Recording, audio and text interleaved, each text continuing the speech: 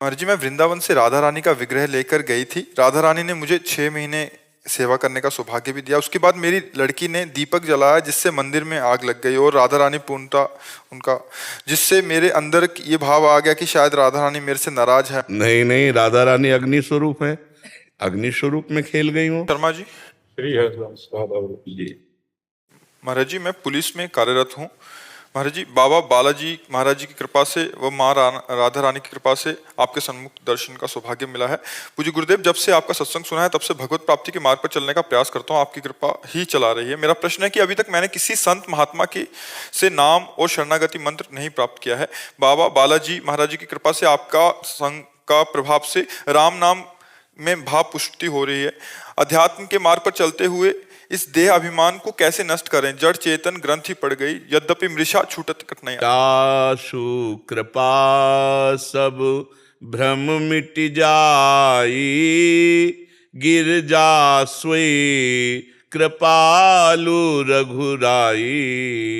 तुम्हारी कृपा तुम्हि रघुनंदन, जानहि भगति भगतुर चंदन। जब आप बिल्कुल नहीं जानते थे तब घसीटा उन्हीं प्रभु ने, जब आप बिल्कुल नहीं जानते। अब तो आपको सत्संग मिल गया है, अब तो आप जानने लगे हैं, अब आपको चिंता क्या करनी है, वही सब संभाल देंगे। भगवान का बस निरंतर चिंतन पकड़ो। जो तुम्हें राम नाम प्रिय है वो सब कुछ है, ऐसा मानो सब कुछ है, सर्वोपरि है, बस उसी में लग जाओ। राम राम राम अंदर श्वास श्वास में नाम जप करो और भगवत भाव से रहो।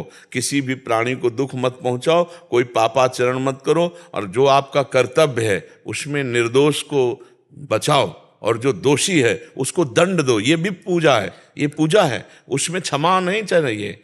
जो आपका पद है उसके अनुसार निर्दोष की रक्षा करना और दोषी को दंड देना, ये भगवान की पूजा होगी। जैसे डंडा चला रहे हो ना, तो भगवान की पूजा होगी, पक्का मानो। जैसे हम आरती पूजा करते हैं वैसे तुम्हारे लिए डंडा चलाना है। निर्दोष को बचा लो और दोषी को बख्शो मत, और खूब नाम जप करो और भगवान के भरोसे हो जाओ, बढ़िया परमार्थ पुष्ट। जैसे गुरुदेव भगवान, कभी कभी क्या है, भीड़ में कई लोग रहते हैं जिसमें कुछ निर्दोषों पे भी हाथ उठ जाता है। हाँ, तो उसमें ये देखना है कि प्रारब्ध भोग उसका है, इसलिए ऐसा हो जाता है। आपका उद्देश्य नहीं होना चाहिए निर्दोष को पीड़ा पहुंचाना, आपका उद्देश्य नहीं है निर्दोष को पीड़ा पहुंचाना। अब वो स्वाभाविक प्रारब्धवशात दंड का भागी बन जाता है, बात अलग है, लेकिन जहां तक आपकी बुद्धि काम करे, निर्दोष की रक्षा करना और दोषी को दंड। राधे राधे। राधे राधे महाराज जी।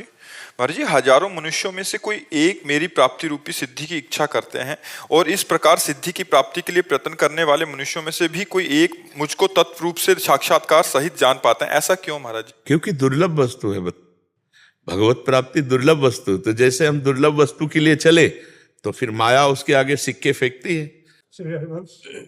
श्री हरिवंश गुरुदेव, आपके चरणों में कोटि कोटि प्रणाम।